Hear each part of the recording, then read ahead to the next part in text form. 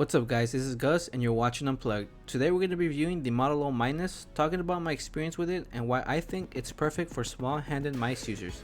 With that being said, let's begin. The Model O Minus is a smaller version of the very popular glorious Model O. The Model O Minus is aimed towards small-handed users who felt the original Model O was just a tad bit too big for them. As a smallish-handed guy, I'm here to tell you that the Model O Minus is everything I had hoped for, but it's not 100% perfect. We'll get into that as we go on.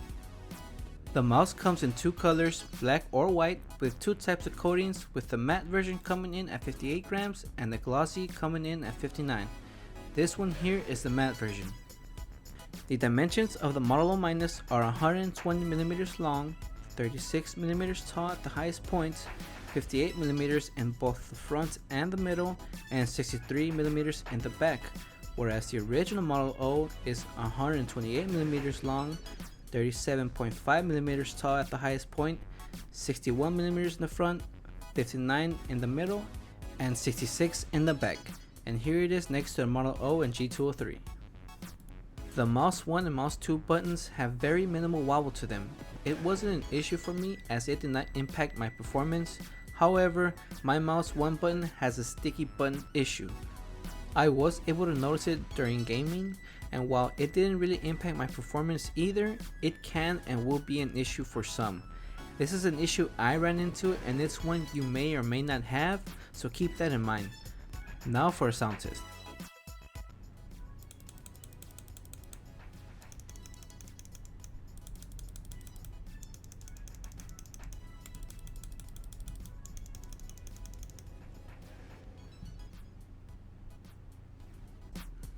The side buttons feel and sound super crispy.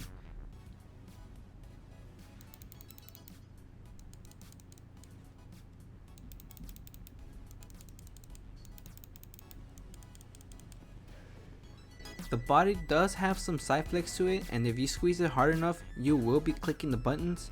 To be fair, it's much more difficult to squeeze and actuate the buttons on the Model O Minus compared to the original Model O, which was definitely easier to actuate them.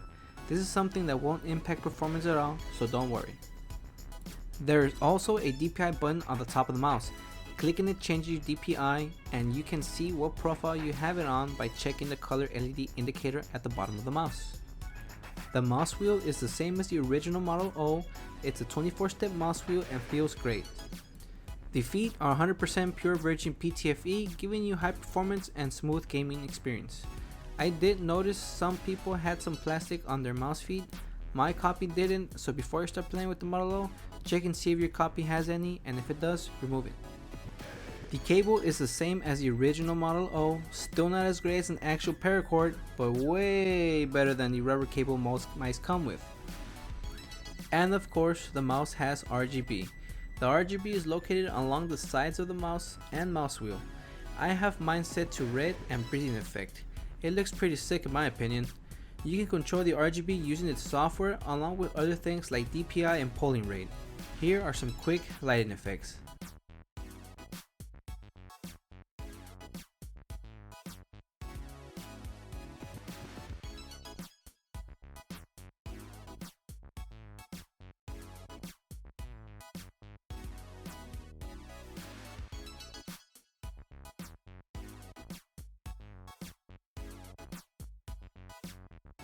Now let's get into my experience with the Model O Minus, the good part. Compared to the original Model O, the Model O Minus is small, like really small. I have been watching review after review of this mouse, and the camera doesn't really capture its true size. You guys have to feel and see it in person to know what I'm talking about. I was shocked at the fact that shaving off just a few millimeters on the Model O will make such a huge difference on the Model O Minus. The Model O Minus feels really great in my hand. The original Model O was just a tiny bit too big for me, and so I kept going back and forth between it and my G203. In the end, the G203 felt better, but it didn't perform as well as the Model O. With the Model O Minus, that issue was resolved. The mouse feels great in my hand despite having less of a bigger hump in the back.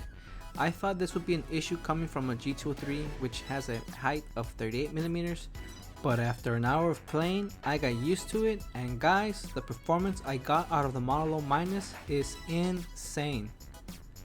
Here I am playing Aimtastic about a week into having and playing with the mouse. It's very important to point out that the gameplay you are seeing was recorded around the afternoon. I had just gotten back from doing errands and hadn't played or warmed up that day, and the results are pretty impressive in my opinion. First up is the Monolo Minus. As you can see, my accuracy was pretty good. Then I switched to my G203 and the results weren't that great. I wasn't satisfied with my accuracy using the G203, so I decided to try again, and the results were better, but not as great as compared to the Monolo Minus. I then tried the Monolo Minus, and as soon as I started, you can immediately tell my accuracy had improved. It's crazy, and as you guys can tell, I was shocked. In the end, I just couldn't get the same results with the G203, and I cringe at the fact that I used to play with it. I can't believe it was my main for almost a year, and I used to perform pretty good with it. To be fair, it is a great mouse and the price to performance is great, but compared to the Monolo Minus, the G203 is just inferior. I was shocked at how much better my accuracy was when using the Monolo Minus. It's like having aimbot or something. The mouse just made me that much of a better player, and the results can be seen during gaming as well.